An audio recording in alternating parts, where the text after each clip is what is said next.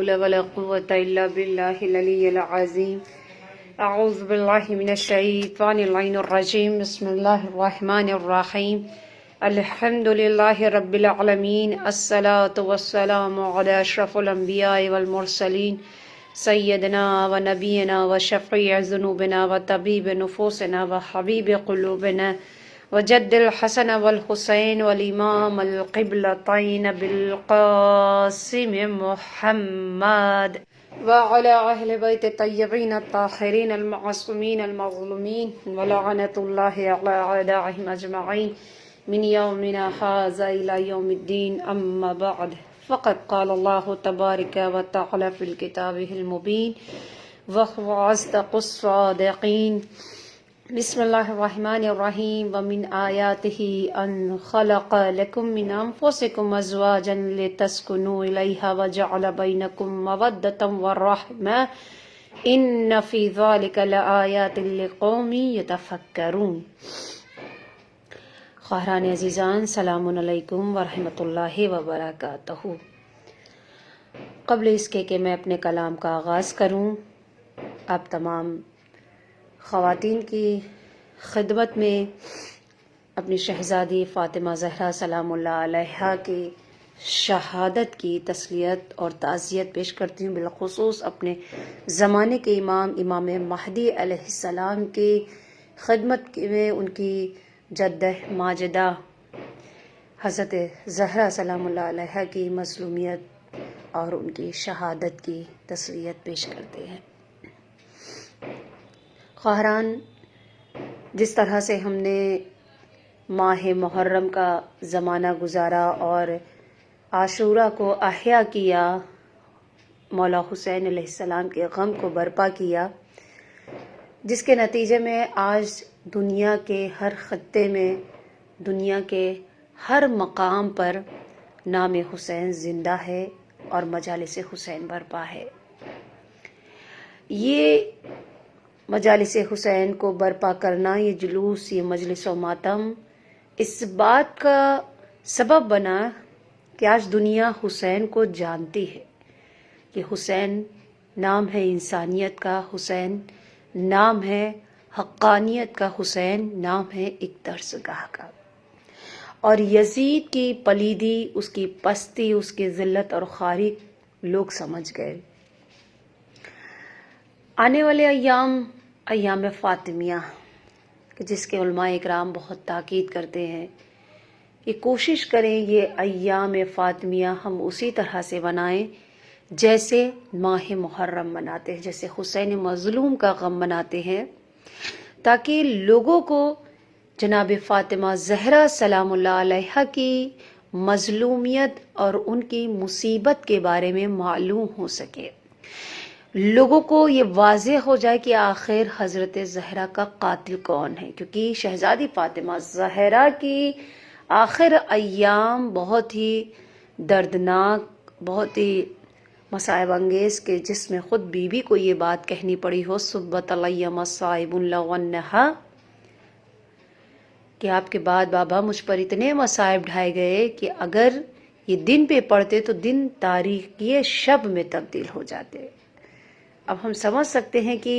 بیوی پر کیا مصیبت پڑ گئی کہ 18 سال کے سن میں ایک خاتون کو یہ جملہ کہنا پڑ جائے، کیا مصیبت پڑی ہوگی. تو یہ ایام فاطمیہ کو منانے کا مقصد ہی یہی ہے کہ شہزادی کی مظلومیت کو عیاں کیا جائے. خود علامہ امینی کتاب الغدیر، جو اب تک کے سب سے وسیع اور ایک محکم ترین کتاب دلیل اور استناد کے ساتھ ولایت جناب امیر المومنین علیہ السلام میں حق دفاع حضرت امیر المومنین علیہ السلام میں لکھی گئی ہے، اس میں علامہ امینی عرض کرتے ہیں کہ اگر کام کرنا ہے تو مظلومیت مولا کائنات علی ابن ابی طالب اور شہزادی فاطمہ زہرا پر کام کرو، ان کی مظلومیت پہ کام کرو. کیونکہ جب تک یہ ایام فاطمیہ کو ہم برپا نہیں کریں گے اور اسی طرح سے جیسے ہم سوگ حسین کو مناتے ہیں، سیاہ لباس پہنتے اپنے گھروں میں خوشیاں نہیں مناتے، گھر کے ماحول کو، گھر کی فضا کو غمگین رکھتے ہیں، اسی طرح سے ہمیں ایام فاطمیہ میں سوگ حضرت زہرا منانا ہے. جب ہم شہزادی فاطمہ زہرا کا غم اسی اعتبار سے منا سکیں گے کہ ہم خود سیاہ لباس پہنے، اپنے گھر کے ماحول کو غمگین بنائے، کوئی ایسا کام نہ کرے جس میں اظہار خوشی ہو. اسی طرح سے مجالس اور ماتم کا اہتمام کریں، چونکہ اس کی بہت ہی زیادہ فضیلت اور اہمیت بیان کی گئی ہے. شہزادی کے نام پر کوئی اگر کسی کو کھانا بھی کھلا دے، لباس بھی پہنا دے، کوئی پانی بھی پلا دیتا ہے، تو اس کا اجر و ثواب اتنا عظیم ہے کہ شہزادی اپنے چاہنے والوں کو جنت میں بغیر لیے نہیں جائیں گی. جب تک یہ سب جنہوں نے شہزادی کے نام پر کام کیا ہے یہ سارے کے سارے بہشت میں نہ چلے جائیں، شہزادی جنت میں قدم نہیں رکھیں گی. تو جو بھی ہمیں کام کرنا ہے وہ کوشش یہ کریں کہ ایام فاطمیہ میں اس کو زیادہ سے زیادہ بیوی کے نام پر جو کام کیا جائے اس کو عروج دیا جا سکے، اور بہترین طریقے سے، بہترین انداز سے اس غم کو برپا کر سکیں، تاکہ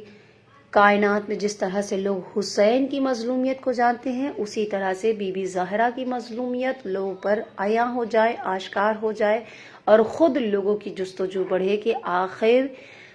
اکلوتی بیٹی جو اللہ کے رسول کی اکلوتی بیٹی ہو، وہ فاطمہ اتنے ظلم برداشت کر کے گئی کہ شب کی تاریکی میں جس کا جنازہ اٹھا ہو، آخر ایسی کون سی مصیبت آن پڑی کہ بی بی زہرا نے یہ وصیتیں کی، اور کون وہ لوگ تھے جو بیوی کے اس مصیبت پہ، اس مصیبت کی وجہ بنے، اس بیوی کی یہ شہادت، اس تکلیف، اس درد کی وجہ بن سکے ہیں. انشاءاللہ آگے کے یہ ایک مقدماتی بحث تھی جو آپ کے سامنے بیان کیا ہے، اور اگر آپ کے خدمت میں اسی طرح سے گفتگو کرنے کا موقع ملا تو آئندہ جو خمسہ ہے وہ نظام خانوادے کے حوالے سے اس ذیل میں انشاءاللہ بہت ساری گفتگو اگر خدا نے توفیق دی تو آپ کے درمیان پیش کریں گے. دیکھیں آج جو موضوع کا انتخاب میں نے کیا ہے کہ جس میں پروردگار عالم قرآن مجید میں خاندان کی اہمیت کو بیان کر رہا ہے. گھر اور خاندان ایک اہم موضوع ہے، اور یہ موضوع اتنا اہمیت کا حامل ہے کہ کسی اور مذہب میں اس کو وہ مقام، وہ مرتبہ نہیں دیا گیا، یا کسی اور مذہب میں، کسی اور کنٹری میں اس کے ذیل میں اتنے مسائل بیان نہیں کیے گئے جتنا زیادہ اسے اسلام نے اہمیت دی ہے. اسلام نے خاندان کی اہمیت کو لے کر کے ایک اخص مقام دیا ہے، اس کی اہمیت کو بیان کر کے کہ کس طرح سے خاندان تشکیل کیا جائے، کیسے گھر کی فضا کو معنوی بنایا جائے، اور کیا اثرات ہیں، یعنی کیا اسباب ہیں کہ جس کی وجہ سے گھر میں معنوی فضا بھی برقرار ہو سکتی ہے اور وہی گھر جہنمی بھی بن سکتا ہے. تو یہ بہت ہی اہم موضوع ہے خصوصاً اس زمانے میں، اور یہ امتیاز رہا ہے کہ مسلمانوں کے درمیان خاندان کی تشکیل کے حوالے سے بہت گفتگو کی گئی ہے. تو آج سب سے پہلے ہم قرآن کی آیتوں کا جائزہ لیں. جس آیت کا انتخاب میں نے کیا وہ سورہ روم کی آیت نمبر 21 کہ جس میں پروردگار عالم ارشاد فرمانا ہے وَمِنْ آیَاتِهِ أَنْ خَلَقَ لَكُم مِّنْ أَنفُسِكُمْ أَزْوَاجًا لِتَسْكُنُوا. پروردگار عالم ارشاد فرما رہا ہے کہ خدا کی نشانیوں میں سے ایک نشانی ہے، خدا کی جو تمام نشانیاں ہیں ان میں سے ایک نشانی یہ ہے کہ خدا نے تمہاری ہمسر کو تمہارے ہی جنس سے خلق کیا ہے. جنس یعنی ایسا نہیں ہے کہ مرد کو جو ہے وہ مٹی سے خلق کر دیا ہو اور بیوی کو کسی دوسرے جنس سے، مثلا آگ سے خلق کر دیا ہو یا کسی اور جنس سے، نہیں، بلکہ ایک ہی جنس سے خلق کیا ہے خدا نے، اور یہ اللہ کی نشانیوں میں سے ایک نشانی ہے، ایک نشانی ہے پروردگار عالم کی. لِتَسْكُنُوا کس لیے؟ تاکہ سکون حاصل کر سکو. اور سکون صرف یہ نہیں کہ معنوی اعتبار سے ہے، بلکہ سکون ہم قلبی اعتبار سے بھی حاصل ہو سکے اور ہم جسمی اعتبار سے. یعنی زن اور شوہر کا جو رشتہ بنتا ہے، مرد و زن کے عقد کے ذریعے سے جو یہ رشتہ قائم ہوتا ہے، اس میں خداوند عالم نے جو مقصد، جو ہدف بیان کیا وہ سکون ہے، اور وہ سکون ہم معنوی اعتبار سے بھی ہے اور ہم مادی اعتبار سے بھی ہے۔ الیہ وجعل بینکم مودۃ ورحمہ، اور ہم نے تمہارے درمیان محبت اور رحمت کو قرار دیا ہے، یعنی اس رشتے کے درمیان جیسے ہی عقد صیغہ عقد جاری ہوا، خدا محبت کو ڈالنے والا ہے، یعنی آپس میں ایک زن اور شوہر کے درمیان جو محبت ہوتی ہے وہ پروردگار عالم کی دی ہوئی ہوتی ہے۔ ان فی ذالک لآیات لقوم یتفکرون، اور بے شک یہ نشانی ہے کس کے لیے؟ اس گروہ کے لیے، اس قوم کے لیے جو صاحبان عقل ہیں، جو فکر مند ہیں، جو سوچتے ہیں۔ تو یہ جو فکر مند حضرات ہیں ان کے لیے یہ رشتہ زوجیت ایک اللہ کی نشانیوں میں سے ہے۔ دیکھیں، یعنی اس آیت سے جو پیغام ملتا ہے کہ اگر انسان اللہ کو پہچاننا چاہتا ہے، خدا کی معرفی کرنا چاہتا ہے، خدا کو پہچاننا، اس کا قرب حاصل کرنا چاہتا ہے، تو اس رشتے کو سمجھے، یعنی یہ رشتہ بھی ایک ذریعہ ہے کہ جس کے ذریعے سے اللہ کے آیات الہی کو سمجھا جا سکتا ہے، اللہ کی وحدانیت کو سمجھا جا سکتا ہے۔ اس کے علاوہ دوسرا پیغام کی تسکین کے لیے ہم نے یہ رشتہ بنایا کہ سکون ملے گھر میں، اپنے ایسے فضا، یعنی خود کو، اپنے کردار کو ایسا بنائے کہ دونوں ہی ایک دوسرے کے لیے باعث سکون بن سکے، نہ کہ باعث رنج اور تکلیف بنے۔ یعنی اللہ نے یہ رشتہ بنایا سکون کے لیے بنایا ہے، تکلیف دینے کے لیے نہیں بنایا ہے۔ اور اس کے بعد محبت بھی ڈالنے والا پروردگار عالم ہے، اور جو صاحبان فکر ہیں وہی اس پر غور و فکر کریں گے، وہی اس آیات نشانی کے ذریعے سے اللہ کو پہچان بھی سکتے ہیں، خدا کی مودت، خدا کی محبت کو بھی حاصل کر سکتے ہیں۔ دیکھیں، یہ تو آیت میں نے جو ذکر کی کہ چونکہ ایک خاندان جو تشکیل پاتا ہے وہ ایک مرد اور ایک زن سے، اس کے علاوہ گھر میں کئی رشتے ہوتے ہیں، زن اور مرد، یعنی زن اور شوہر کا بھی رشتہ ہوتا ہے، بچوں کا والدین کے ساتھ رشتہ ہوتا ہے، ماں بیٹے کا رشتہ ہوتا ہے۔ تو یہ سارے رشتوں کی ایک خاص اہمیت دی گئی ہے، اور یہی وہ خاندان ہے کہ جو اساسی ترین مسائل میں سے ہے، بہت ہی مہم ترین مسئلہ ہے کہ جس کے لیے قرآن میں جب ہم قرآن کی آیات اور ائمہ معصومین علیہ السلام کی روایت کا مطالعہ کرتے ہیں، یعنی اس کا جائزہ لیتے ہیں، تو ہمیں معلوم ہوتا ہے کہ انسان گھر کے ذریعے سے، یعنی اپنے خاندان کے ذریعے سے جنت میں جانے کا راستہ حاصل کر سکتا ہے۔ یعنی یہ مسئلہ خانوادے، مسئلہ یعنی جو گھر خاندان کا مسئلہ ہے، گھر کی جو فضا کا مسئلہ ہے، یہ کلید ہے، جنت میں جانے کی چابی ہے، ذریعہ ہے، وسیلہ ہے۔ کس اعتبار سے؟ دیکھیں، کچھ روایت جو ہے وہ آپ کے خدمت میں عرض کروں گی کہ دیکھیں ہر رشتے میں پروردگار عالم نے کتنا اجر اور ثواب رکھا ہے، اور وہ سارے کے سارے اجر اور ثواب صرف ایک گھر جہاں انسان سکون پذیر ہے، زندگی بسر کر رہا ہے، چھوٹی موٹی نیکیوں سے وہ کس طرح سے جنت کو خرید لیتا ہے، کس طرح سے جنت کو حاصل کر لیتا ہے۔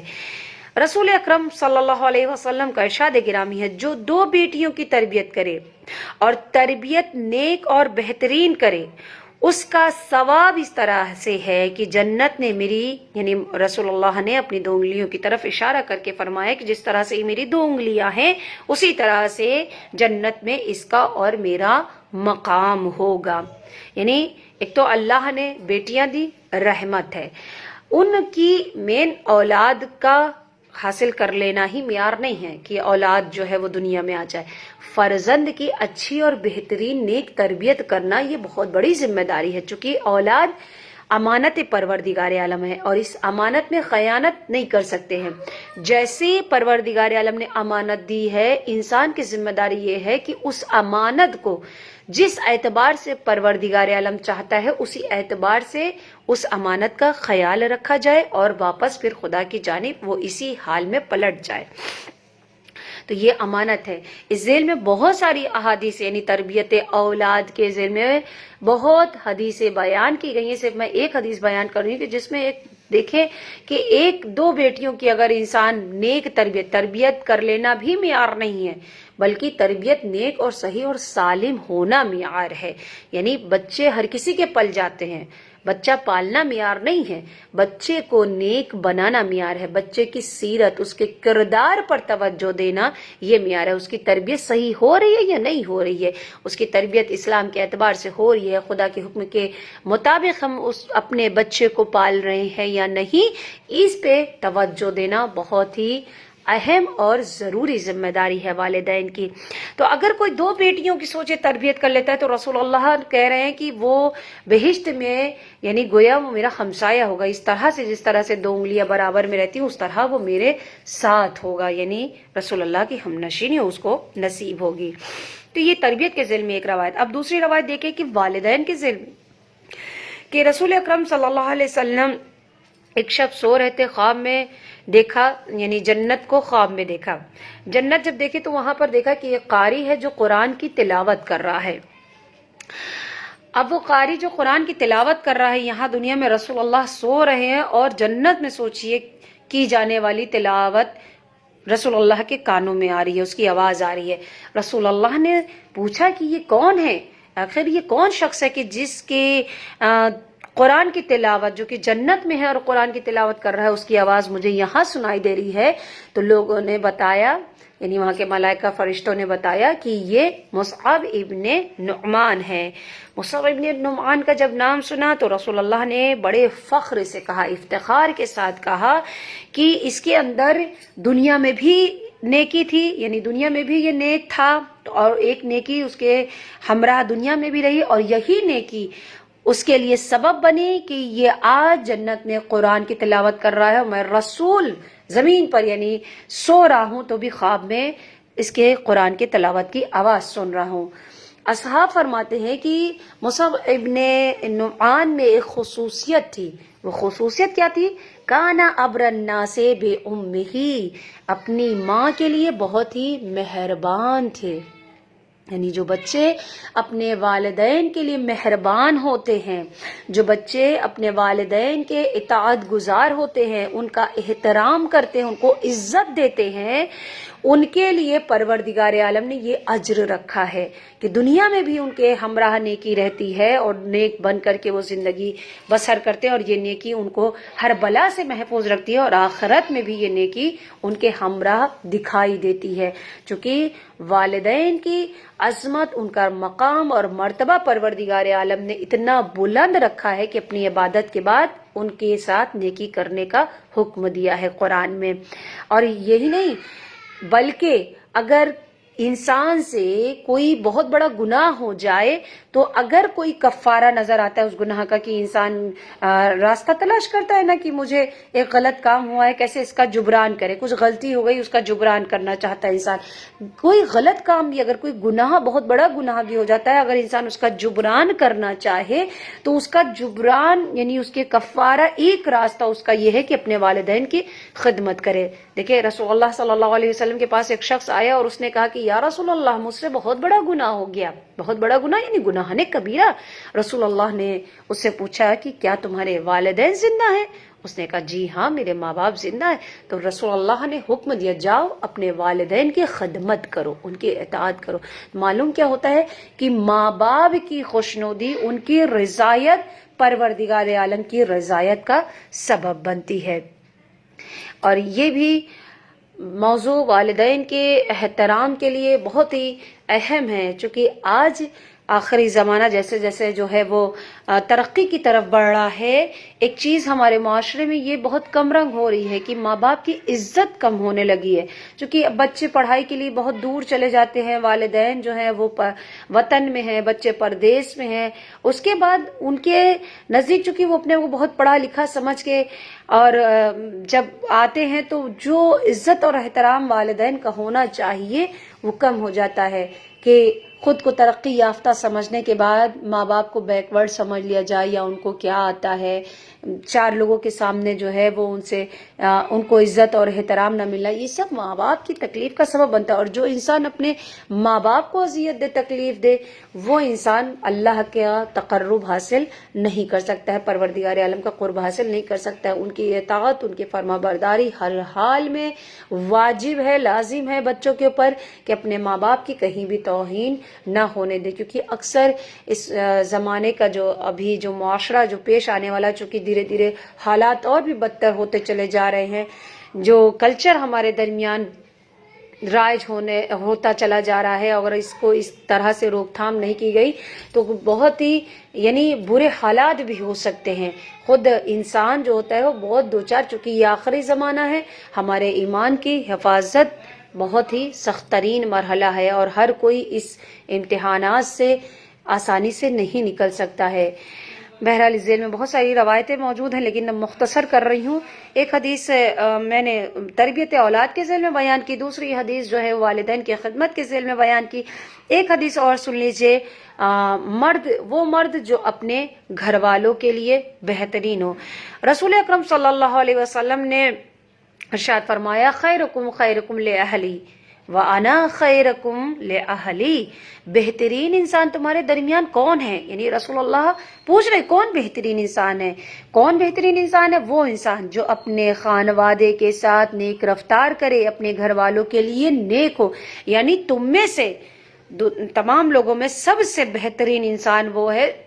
جو اپنے گھر والوں کے لیے نیک ہو، اپنے گھر والوں کے ساتھ بہترین رفتار کرے. کیونکہ اگر انسان اپنے بیوی بچوں کے حق میں نیک نہیں ہے، بیوی بچوں کے حق میں بہتر نہیں ہے، تو ایسا انسان کسی اور کے بھی حق میں بہتر نہیں ہو سکتا ہے. لاکھ اس کے اندر خوبیاں ہوں، دنیا اس کو بہت اچھے سے جانتی ہو، حتیٰ کہ آپ نے تاریخ میں واقعہ جو ہے وہ سعد بن معاذ کا سنا ہوگا کہ رکاب رسول اللہ صلی اللہ علیہ وسلم کے رکاب میں جا کر کے وہ جنگوں میں شرکت کیا، اور اس کے بعد جب ان کی آخری وقت تھا تو رسول اللہ نے یعنی تشیع جنازہ میں شرکت کیا اور اس کے دفن کیا. لیکن بعد میں لوگوں نے عذاب قبر کو محسوس کیا، درک کیا، تو لوگوں نے پوچھا کہ یا رسول اللہ یہ تو مطلب آپ کے ساتھ رہے اور آپ کے چاہنے والوں میں سے تھے. تو ایک وجہ ایسی تھی جس کی وجہ سے ان کے اوپر عذاب قبر نازل ہوا. وہ وجہ کیا تھی کہ وہ اپنے اہل خاندان کے لیے حق میں بہتر نہیں تھے، ان کے حق میں یعنی کوتاہیاں کر گئے تھے. تو یہ انسان اگر ساری خوبیاں ہوں، یعنی خود اپنے امام کا ساتھ دے رہا ہو لیکن اپنے گھر والوں کا خیال نہیں رکھ رہا ہو، تو گویا اس میں خیر نہیں ہے اور وہ عذاب قبر کا مستحق ہوگا. تو پروردگار عالم نے کتنا سوچے اپنے گھر والوں کی دیکھ بھال کے لیے، اپنے گھر والوں کو بہترین تسلی بخش زندگی دینے کے لیے کتنی ذمہ دار زندگی فراہم کی ہے، اور کتنی زیادہ اس موضوع پر تاکید اور اہمیت کی ہے کہ کس طرح سے انسان جو ہے وہ اپنے اہل خاندان کے ساتھ پیش آئے، ان کے ساتھ محبت آمیز رفتار رکھے، ان کو اپنی زبان سے تکلیف اور اذیت نہ پہنچائے. یہی چونکہ گھر کے ماحول میں مرد اور عورت دونوں کا ہاتھ ہوتا ہے، مگر ان سب چیزوں میں رشتوں کو بنانے میں سب سے زیادہ اور خود تربیت کے مرحلے میں ماں کا ہاتھ بہت ہی، ماں کا جو کردار ہے وہ بہت اہم ہے. چونکہ ایک ماں بچوں کے ساتھ ہر وقت رہتی ہے، ماں جو ہے وہ بچوں کے لیے پہلی تربیت گاہ، پہلی درس گاہ ہے، لہٰذا ایک ماں کی ذمہ داری یہاں پہ سنگین ہے. اور یہ ماں تبھی بہترین تربیت کر سکتی ہے جب خود تعلیم یافتہ ہوگی. جب تک عورت تعلیم یافتہ نہیں ہوتی ہے، عورت با تربیت نہیں ہوگی، تو وہ بچوں کی بھی بہترین تربیت نہیں کر سکتی اور گھر کے ماحول کو بھی خوشگوار نہیں بنا سکتی. کیونکہ یہ گھر اساس ہے، اساس قوت ہے. گھر جو ہے وہ قوت کا مرکز ہے. کون سی قوت؟ خیر کی قوت، نیکی کی قوت. اس طرح سے اگر گھر میں یعنی جو ماحول بنانے والا ہے اگر وہ خیر ہوگا، اس کے اندر تعلیم ہوگی، اس کے اندر اچھے برے کی تمیز ہوگی، تو اس گھر میں بھی خیر کا سرچشمہ دیکھنے کو ملے گا. لیکن کبھی کبھی یہی گھر جو ہے وہ بدی اور شر کا مرکز بھی بن جاتا ہے. کہ معاشرے میں دیکھیں کبھی ایسے بھی سوسائٹی ہوتی ہے کہ جہاں پر لوگ ایک دوسرے کی بے احترامی بھی کرتے ہیں، کوئی مہربانی بھی آپ کو نہیں دکھائی دے گی، بد اخلاقی ہے، ایک دوسرے سے نفرت ہے. تو یہ ساری چیزیں آئیں کہاں سے؟ انسان نے کہاں سے جانا؟ بھئی نہ وہ آسمان سے نازل ہوئی، نہ وہ زمین سے آئی، بلکہ اسی گھر میں رہنے سے یعنی فرد کیا ہوا؟ باہر معاشرے میں جب آیا تو اس نے یہ ساری چیزیں جو جیسا ماحول جیسی تربیت اس کو ملتی گئی اسی طرح سے وہ اس سانچے میں ڈھلتا گیا. تو بہرحال گھر جو ہے وہ اساس ہے، بنیاد ہے، اولاد کی تربیت کا مہم اور مین مرکز ہے. تو اس لیے ایک ماں کا تربیت یافتہ ہونا بہت ضروری ہے اور خاندان کی تشکیل کے لیے ایک عورت کا بہت ہی اہم کردار ہے. دیکھیں اب ایک طرف سے بس تھوڑا سا تذکرہ جو ہے وہ قرآن میں مختلف قسم کے خاندان کے بارے میں بیان کیا گیا ہے کہ کس کس طرح کے خاندان ہوتے ہیں. دیکھیں کبھی تو ایسا خاندان ہوتا ہے کہ جہاں پر مرد بھی اچھے ہوتے ہیں، عورت بھی اچھی ہے، لیکن کبھی ایسا خاندان بھی تذکرہ قرآن میں کیا گیا کہ جہاں پر مرد بہت ظالم ہے، مرد بہت شقی ہے، لیکن عورت با ایمان ہے، اللہ والی ہے. دیکھیں مثال موجود ہے جناب آسیہ کی کہ فرعون جیسا شقی اور بدبخت ترین انسان کے ساتھ انہوں نے اپنی پوری زندگی بسر کر دی کہ جس نے خدائی دعویٰ کیا ہو، جس نے اتنا ظلم روا کیا ہو، لیکن ایک عورت اس ظلم پر بھی صبر کر کے وہ مقام حاصل کر لیتی ہے کہ جنت کی عورتوں میں اس کا نام، جنت کی جو خواتین ہیں ان میں ان کا نام شمار ہو جاتا ہے، ان میں ان کا نام رقم ہو جاتا ہے. تو بعضی خواتین ہو سکتا ہے کبھی مرد ایسے مل جائیں کہ جو بہت ہی بد اخلاق ہیں، چڑچڑے ہیں، بہت زیادہ اذیت اور تکلیف دیتے ہیں. تو اگر یہاں پر چونکہ ہمارے ہاں آج صبر کا مادہ بھی کم ہو گیا ہے، لڑکیوں کے اندر جو پہلے صبر کا مادہ ہوتا تھا وہ آج بہت کم ہو گیا، اور یہی صبر نہ ہونے کی وجہ سے، قوت برداشت کم ہونے کی وجہ سے طلاق کی نوبت فوراً آ جاتی ہے. جہاں طلاق کی نوبت فوراً آئی پھر اس کے بعد رشتے بکھرنا شروع ہو جاتے ہیں. تو اگر عورت صبر کر لیتی ہے تو عورت کے لیے سوچے کتنا اجر دیا گیا ہے. ایک جناب آسیہ کی مثال ہے، خود شہزادی فاطمہ زہرا کی حدیث ہے کہ جو خواتین اپنے مرد کی بد اخلاقی پر صبر کرتی ہے وہ بہشت میں میری ہمسایہ ہوگی. شہزادی کی ہمسایہ ہونا، ان کے ہم نشین ہونا معمولی بات ہے کہ بیوی زہرا کے ہم نشین ہو جائیں، یا ان عورتوں پر جن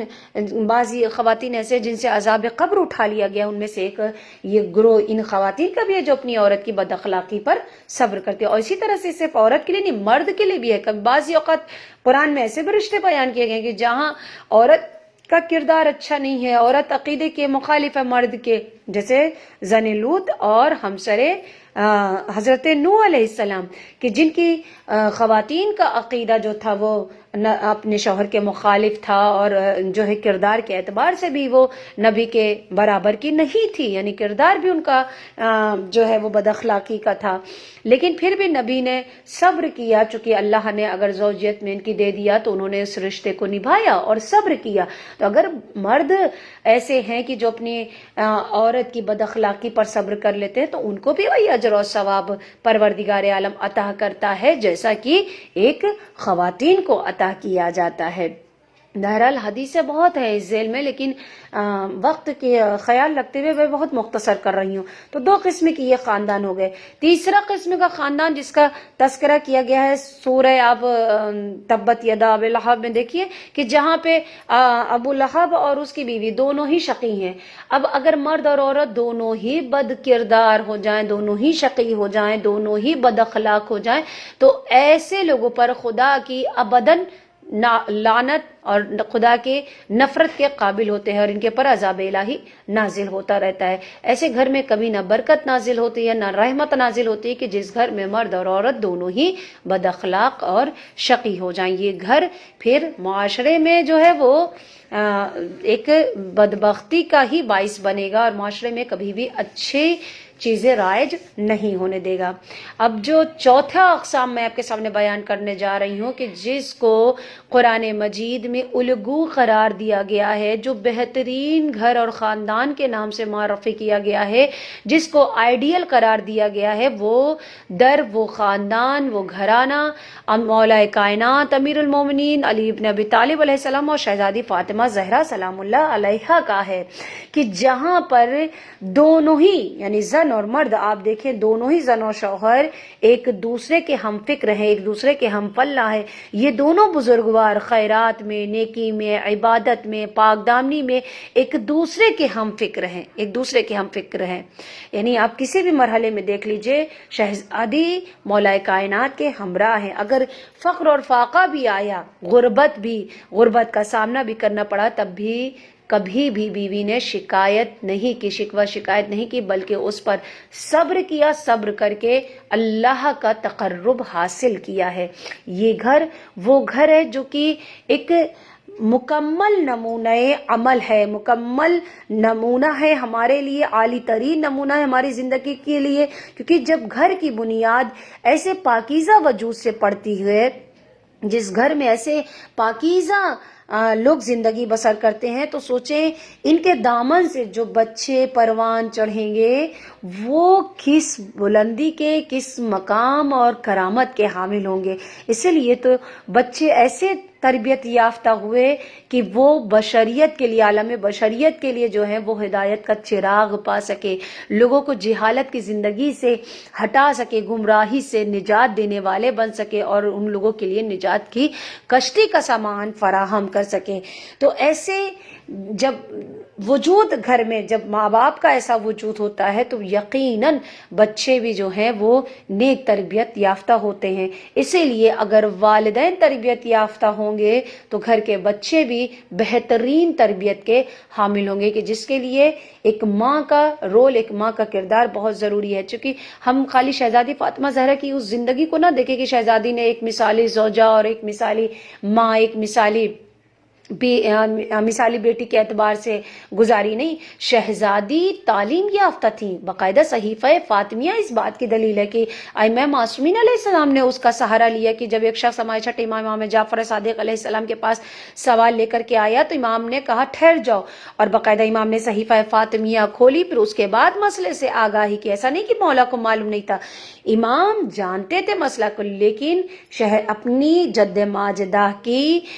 علم کی فضیلت کو لوگوں پر عیاں کرنا چاہتے تھے، کہ ایک خاتون حیا میں، حجاب میں رہ کر کے بھی وہ کس طرح سے تعلیم یافتہ ہو سکتی ہے، تربیت یافتہ ہو سکتی ہے، اور کس طرح سے دین کا یا سماجی اعتبار سے کام بھی کر سکتی ہے۔ ایسا نہیں کہ بیوی نے کوئی سماج میں کام نہ کیا ہو یا اپنے حق کے لیے وہ کھڑی نہیں ہوئی، ایک بیوی دربار میں بھی آ سکتی ہے اپنے حق کے لیے، لیکن انداز کیسا ہونا چاہیے، طرز کیسا ہونا چاہیے، وہ شہزادی فاطمہ زہرا نے ہم کو سکھایا کہ دیکھو فاطمی طرز کیا ہے، فاطمی انداز کیا ہے، کہ اگر انسان یعنی ایک لڑکی چاہے تو ہر چیز حجاب اور حیا کے ساتھ حاصل کر سکتی ہے۔ آج مسلمانوں میں حجاب اور حیا برقرار ہے، لیکن جو اسلام کا دشمن ہے وہ اسی حیا کو ہم سے لینا چاہتا ہے، چھیننا چاہ رہا ہے۔ کیوں؟ کیونکہ معلوم ہے جب تک مسلمان کے گھرانے میں، اسلام میں حیا باقی رہے گی، ان کے گھروں میں کبھی بھی بے حیائی رائج نہیں ہونے پائے گی، اور یہ دین اسلام تباہ اور برباد نہیں ہو سکے گا، کیونکہ ان کو دین اسلام سے دشمنی ہے، اور دین اسلام کو نابود کرنے کے لیے عورت کو یہ برابر اپنا شکنجہ قرار دیتے ہیں، عورت کو برابر یہ اپنا ہتھیار قرار دیتے ہیں، اور اسی لیے کبھی ان کے حیا پر سوال اٹھایا جاتا ہے، کبھی ان کے پردے پر سوال اٹھایا جاتا ہے، کبھی ان کے حجاب پر سوال اٹھایا جاتا ہے، تاکہ وہ اس طرح سے ان کے ذہنوں سے، ان کے دماغ سے اس پردے کو، اس حیا کو نکال پھینکیں، اور دھیرے دھیرے یہ خواتین بے حیائی کی طرف آ جائیں۔ جب ایک خاتون بے حیا ہو جائے گی اور بے حیائی کا ماحول گھر میں ہو جائے گا، تو سوچیں گھر میں جب ماحول بے حیائی کا قائم ہو جائے گا تو نہ رشتوں کا لحاظ رہ جائے گا، بچے بھی، اولاد بھی ولد الزنا ہو جائیں گی، طلاق بھی جو ہے وہ بہت ہی، اس کے اعمار جو ہے وہ بہت ہی زیادہ بڑھ جائیں گے، طلاق کی جو گنتی ہے، اور بہت سارا ظلم اور فساد جو ہے وہ برپا ہونے لگے گا، زنا جیسی گناہ جو ہے وہ بہت ہی عام ہو جائے گا۔ اسی لیے دشمنان اسلام چاہتے ہیں کہ عورت کا پردہ چھین لیا جائے، ان سے یہ حیا کو سلب کر لو، تاکہ ان کے گھروں میں بے حیائی رائج کر دی جائے۔ جتنا بھی ہم اپنی بیوی فاطمہ زہرا سلام اللہ علیہ کا شکر ادا کریں کہ آج بیوی کا صدقہ ہے کہ ان کے ذریعے سے ہمارا پردہ، کیونکہ انہوں نے ہمیں پردہ کرنا سکھایا، ان کے پردہ، ان کے حجاب سے ہمارے اندر اس حیا کا سلیقہ آیا، اس حجاب کا سلیقہ آیا۔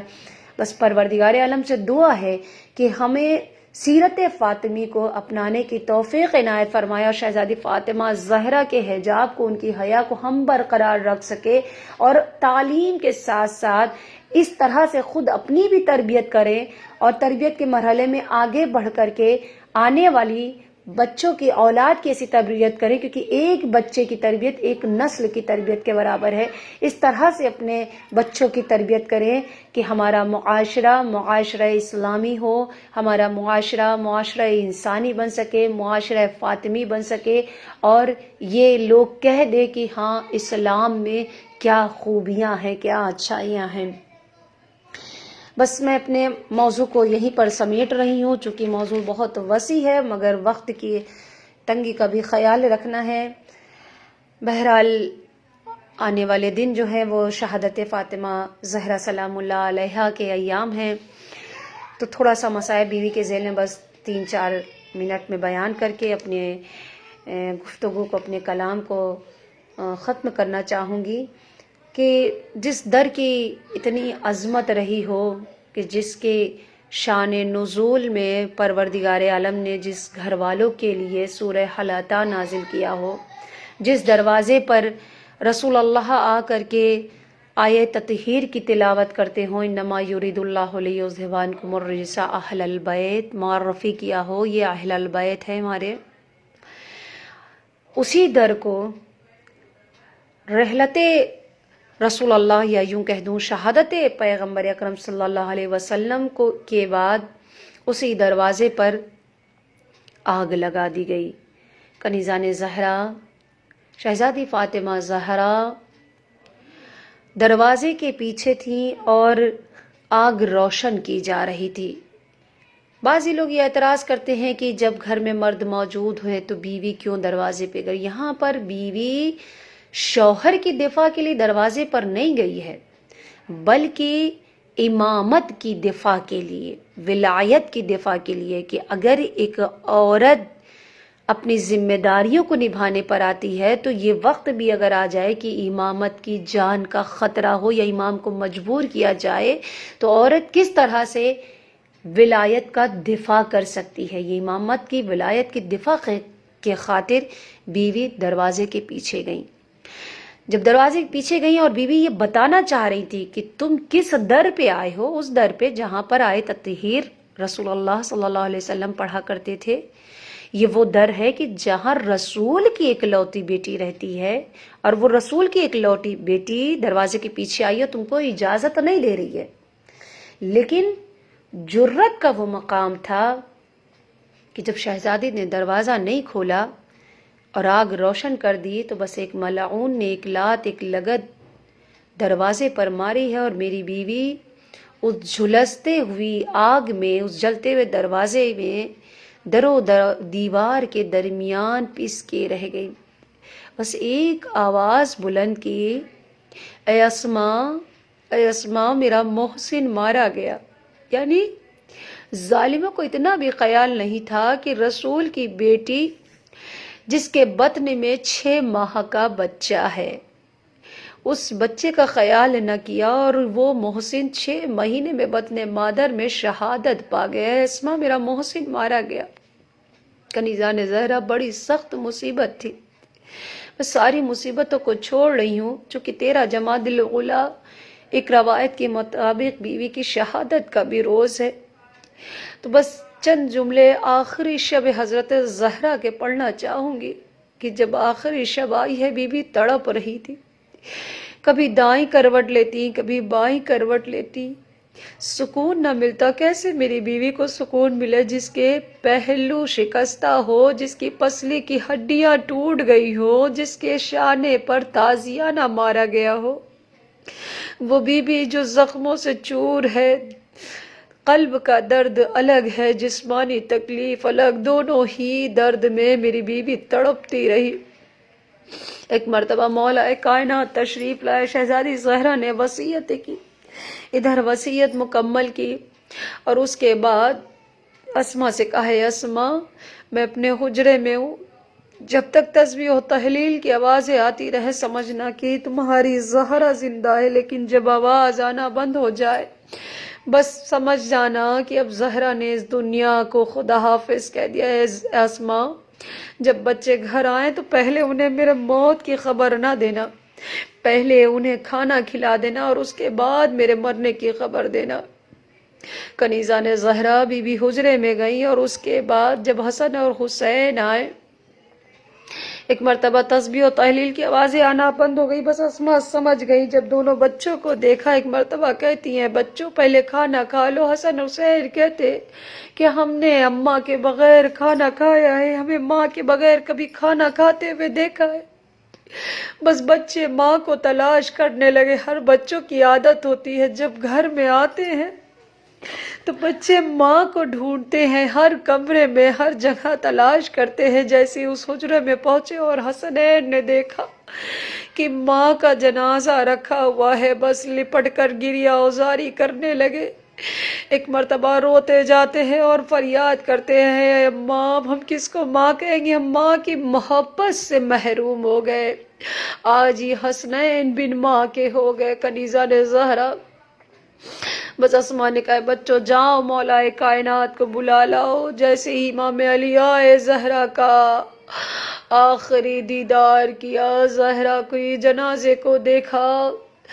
بس دل غم سے پھٹ گیا. اور اس کے بعد مولا کائنات نے خود غسل دیا, کفن پہنایا. شب کی تاریخی میں بیوی کی وصیت کے اعتبار سے جنازے کا اہتمام کیا گیا. میں بھی ایک مرتبہ امام علی نے حسنین کو حکم دیا کہ ہے حسنین جاؤ سلمان فارسی کو بلا لاؤ. سلمان فارسی کے دروازے پر یہ بچے آئے. جیسے ہی دخل الباب کیا کہ سلمان تمہیں میرے بابا نے بلایا ہے. سلمان کہتے ہیں بچوں خیر تو ہے. بس سلمان کو مولا حسن اور حسین روتے ہوئے خبر دیتے ہیں سلمان ہماری ماں اس دنیا سے چلی گئی, میری ماں شہید ہو گئی, میری ماں اس دنیا سے رخصت ہو گئی. بس سلمان روتے ہوئے مولا کی گھر کے جانب پہنچے. کنیزہ نے زہرا, چکی بیوی کی وصیت تھی نا کہ میرے جنازے میں کسی کو آنے نہ دیا جائے, شب کی تاریکی میں جنازہ اٹھایا جائے. ذرا تصور کرے کہ یہاں پر غم کا تقاضا یہ ہوتا ہے کہ انسان چیخے چلائے, درد کہتا ہے کہ انسان اپنے غم کا اظہار کرے, اپنے درد کی آہوں کو جو ہے وہ بھرتا ہے, چیختا چلاتا ہے. لیکن سب اس سسکیوں کے ساتھ رو رہے ہیں, کوئی کھل کے رو نہیں سکتا تاکہ آواز باہر نہ جائے اور ایسا نہ ہو کہ کوئی آ جائے. ایک مرتبہ مولا کائنات جو سارا دن بیوی کے کاموں کو کرتے رہے اور اس کے بعد جب غسل اور کفن دینے کے بعد تھک ہار کر بیٹھ گئے, اور جیسے ہی سلمان کو دیکھا, اپنے چاہنے والے کو دیکھا, بس اب مولا علی میں تاب نہ تھی, برداشت نہ کر سکے. سلمان کے گلے لگ کر میرا مولا بہت رویا, چیخ مار کے رویا. ایک مرتبہ سلمان پوچھتے ہیں مولا آپ تو در خیبر کو اکھاڑنے والے ہیں, بی بی زہرا کے غم میں اتنا رو رہے ہیں. بس ایک مرتبہ مولا کائنات کہتے ہیں سلمان دختر رسول اتنا زخمی تھی, مجھ سے اپنا درد بیان نہ کیا. آج میں سمجھا کہ اس زہرا کا ایک ہاتھ ہمیشہ پہلو پہ ہوتا تھا, زہرا کے پسلیوں کی ہڈیاں ٹوٹ گئی تھی. سمجھ میں نہیں آتا اتنے دن زہرا زندہ کیسے رہی, کیسے سانس لیتی رہی, لیکن مجھ سے اپنی تکلیف بیان نہیں کی, صرف میرا ہی غم ہلکا کرتی رہی. آج میرا ایک ہمدرد میرا مونس اور غمخوار اس دنیا سے چلا گیا. بس کنیزہ نے زہرا جنازہ چلا شب کی تاریخی میں. بس جیسے ہی مولا کائنات نے شہزادی فاطمہ زہرا کی جنازے کو اٹھایا اور لحد میں لٹانا چاہا, 2 ہاتھ برآمد ہوئے, اے علی میری زہرا مجھے واپس دے دو. مولا کائنات رونے لگے, یا رسول اللہ جب آپ نے اپنی زہرا مجھے دی تھی صحیح و سالم تھی, لیکن اے نبی خدا آج آپ کی زہرا بڑی زخمی ہے. یا رسول اللہ اپنی امانت بڑا سنبھال کے لیجئے, میری زہرا کے پسلی کی ہڈیاں ٹوٹی ہوئی ہے, میری زہرا بڑے درد اور مصائب اٹھا کر اس دنیا سے جا رہی ہے. خدا حافظ و ناصر, انا للہ و انا الیہ راجعون, رضا بقضائه و لامره. رضا بقضائه وتسليما لأمره سيعلم الذين ظلموا أي منقلب ينقلبون